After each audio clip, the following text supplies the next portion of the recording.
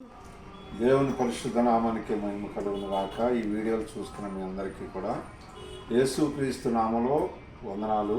అందరికీ praise lord.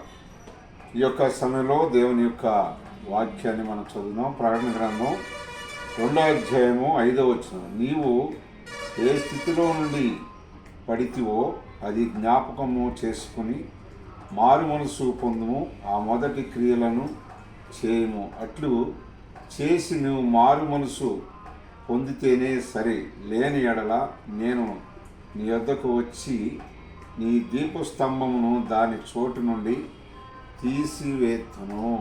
దేవుని యొక్క పిల్లలారా, నిన్న శుక్రవారం చెప్తూ వచ్చాను.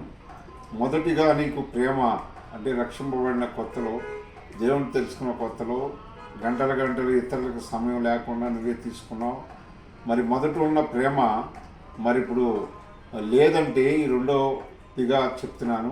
5వ వచనంలో దేవాది దేవుడు మనకు ఒక అవకాశం ఇచ్చాడు. ఏ స్థితిలో నువ్వు పడిపోయావో అది జ్ఞాపకం చేసుకుని తిరిగి మరలా లేవమని అంటున్నాడు. లేకపోతే దేవాది దేవుడు ప్రభు యేసుక్రీస్తు వారు ఈ లోకానికి రాబోతున్నాడు. కనుకనే ఆత్మీయ పరీక్ష చేసుకుని నువ్వు తిరిగి మరలా మొదటి స్థితిలోకి వచ్చి గంటలు త్వరబడి దేవునితో మాట్లాడు. దేవుడు నిన్ను నీ కుటుంబాన్ని దీవించును గాక.